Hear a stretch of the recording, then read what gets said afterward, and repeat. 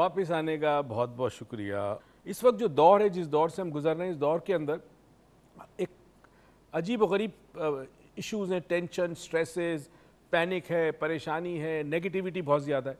वो भी इन्फ्लुएंस्ड होते हैं, ज़ाहिर है वो भी इंसान है। वो जब स्कूल में आते हैं तो स्कूल में ज़ाहिर है उनके घरों के मसाइल भी लेके आते हैं, माशी मसाइल भी हैं, घरों के प्रॉब्लम्स भी हैं, तो उनके लिए भी वो तवज्जो देकर पढ़ाना पहले जैसा नहीं रहा। कोशिश कर सकते हैं, लिख लें कागज़ पे कि क्या क्या चीज़ें मुमकिन है, बच्चे को शामिल करें। उम्मीद करता हूँ कि ज़रा सी तवज्जो देंगे और अपने तरबियत का अंदाज़ चेंज करेंगे तो बच्चे में चेंजेस आएंगे। एक और कॉलर है। अस्सलाम वालेकुम जी, कौन कहाँ से? हेलो जी अस्सलाम वालेकुम। जी, अस्सलाम वालेकुम। कैसे हैं डॉक्टर? मैं डॉक्टर गजाला बात कर रहा हूँ इस्लामाबाद से। जी डॉक्टर गजाला, कैसी हैं आप? जी फाइन, थैंक यू। फरमाइए। हाँ जी, टॉपिक बहुत अच्छा है। जी कल जी। मेरी कॉल ड्रॉप हो गई थी तो आज मैंने कहा सबसे पहले मैं ना शुरू हो जाऊंगी कॉल करने के लिए। चलें, गुड।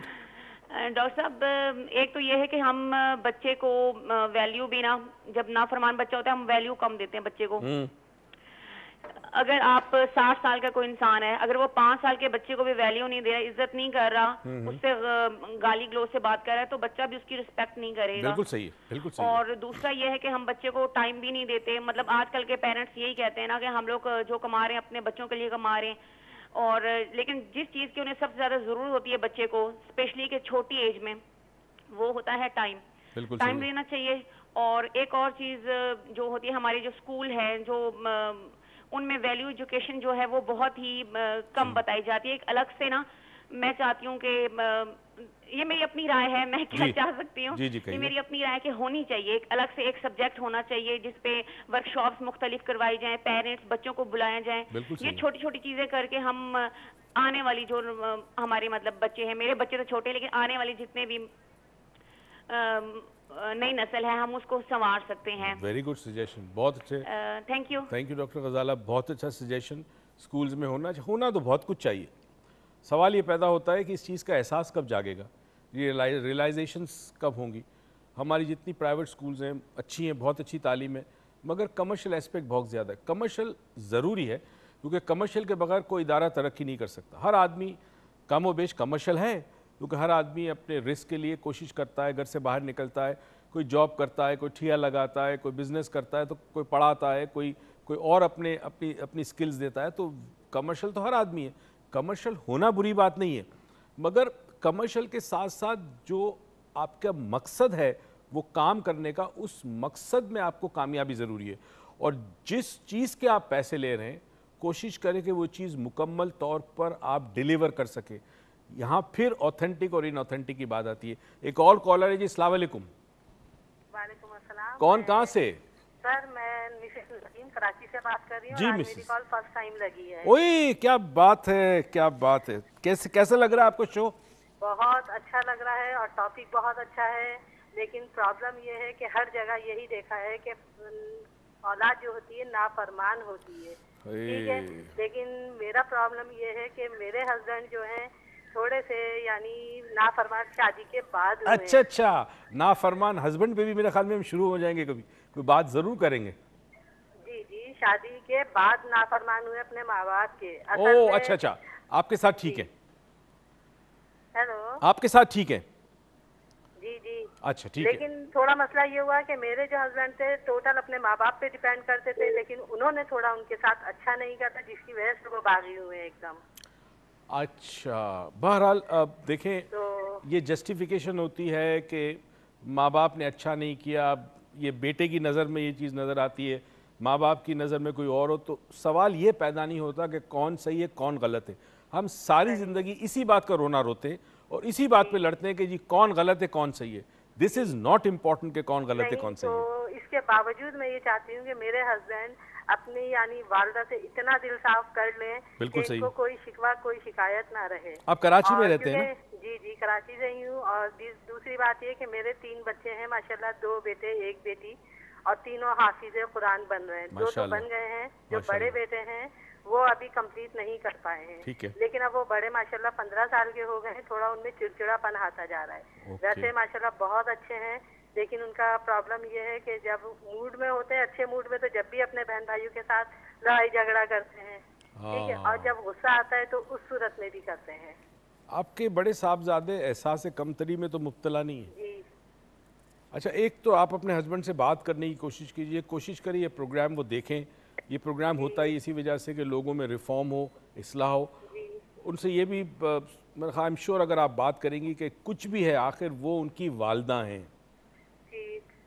उन्होंने अपना दिल साफ़ करना है अपनी वालदा के लिए। उनके दिल में कुछ बुग़्ज़ ना हो, कोई गुस्सा ना हो, कुछ भी ना हो। ये दिल साफ़ करेंगे तो वो औलाद में जाएगी ये।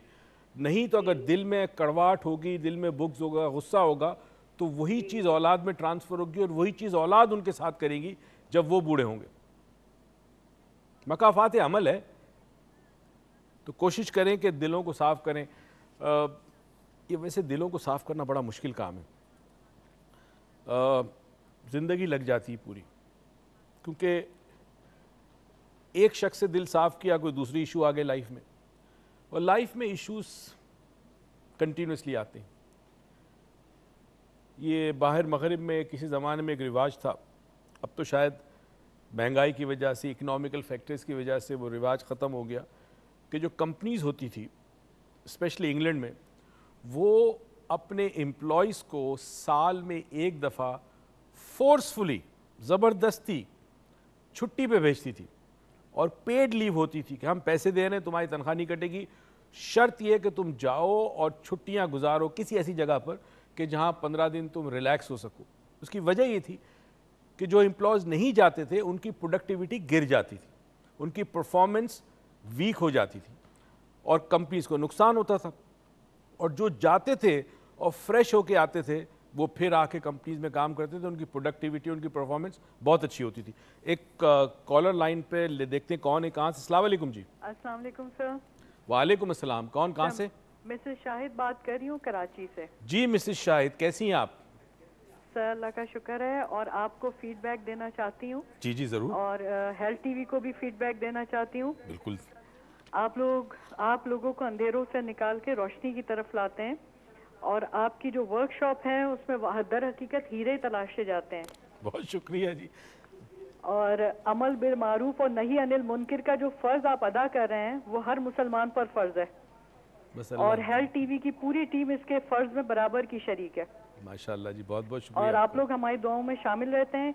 और सर एक रिक्वेस्ट ये करनी है कि प्लीज, ये बहुत जबरदस्त टॉपिक है, वंस अ मंथ एटलीस्ट ऐसा करें कि बच्चों के मसाइल से मुतालिक कोई प्रोग्राम की शेड्यूलिंग करें। ठीक है, हमारे प्रोड्यूसर है आसिफ साहब, उनसे हम कह देते हैं कोई ऐसा अरेंजमेंट करते हैं कि कोई एक प्रोग्राम महीने में एक दफ़ा बच्चों पे हो। और आपका बहुत बहुत शुक्रिया, बड़े खूबसूरत अल्फाज आपने इस्तेमाल किए। अच्छा, ये भी एक अजीब रवैया है हमारे माशरे में, और जो हम चाहते हैं कि वो चेंज हो, वो ये है कि अगर आपको किसी की कोई बात अच्छी लगे, किसी का काम अच्छा लगे, तो कोशिश करें कि उस शख्स का शुक्रिया अदा करें। और ये भी बड़ा इंपॉर्टेंट है। अब देखें, इन्होंने बहुत खूबसूरत अल्फाज में हमसे कहा कि हेल्थ टीवी का जो काम है, काविश है, इससे सबको फ़ायदा हो रहा है और सबको दुआएं दे रही है। और ये वर्कशॉप ऐसा है जैसे हम हीरे तराशते हैं उन वर्कशॉप में लोगों में। ये वर्कशॉप पे याद आया, इतवार को रेकी का वर्कशॉप है कराची में। सबके नाम लिख रहा हूँ जी जो कॉल्स कर रहे हैं कराची से, और बाद में लकी ड्रॉ करेंगे, जिनका नाम आएगा वो कराची का वर्कशॉप अटेंड करेंगे रेकी का। एक और कॉलर है, देखते हैं जी कौन कहाँ से। अस्सलाम वालेकुम सर। समीरा। जी सर, समीरा कराची। क्या हाल है सर? ठीक ठाक, आप कैसे हैं सर? अल्हम्दुलिल्लाह बहुत ठीक ठाक। अकेले अकेले बैठे हैं सर, बड़ा कुछ कमी लग रही है ना? हाँ, उरूज की वजह से शो में जो स्पार्क होता है ना, फ्लेवर, स्पार्क नहीं, हाँ फ्लेवर नहीं है। फ्लेवर नहीं। कोई बात नहीं सर, फ्लेवर आ जाएगी। She will be back on Monday इंशाल्लाह। जी सर, बिल्कुल इंशाल्लाह। सर, नाफरमान औलाद, कुछ औलाद ऐसी होती है जो नाफरमानी कर रही होती है फर्मा बरदारी करके। अब देखिए, जैसे शादियां होती हैं, अब एक बहू है और वो मतलब अपने पेरेंट्स की तो बहुत फर्मा बरदार है, लेकिन और उसके पेरेंट्स को जो कहते हैं वो अपने इन लॉज के साथ वही कुछ करती है नेगेटिवली। तो वो अपने माँ बाप की तो फर्मा बरदार है, लेकिन इनमें वो इतनी नाफरमानी कर रही है कि दूसरों की जिंदगी तंग कर रही है।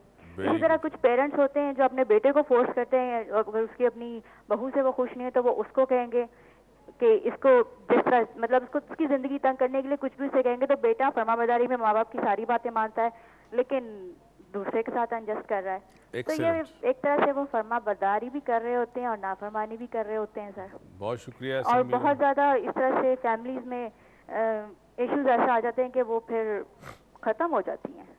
अच्छा जी, बहुत शुक्रिया समीरा, एक अलग ही जाविये पे आपने बात की और वेरी इंटरेस्टिंग। यूँ करते हैं, ब्रेक ले लेते हैं, फिर आके बात करेंगे ताकि कंटिन्यूसली बात हो, बीच में ब्रेक ना हो। यूँ गए यूँ आए, अभी बस हम यूँ आते 2 मिनट में, आप कहीं मत जाइएगा।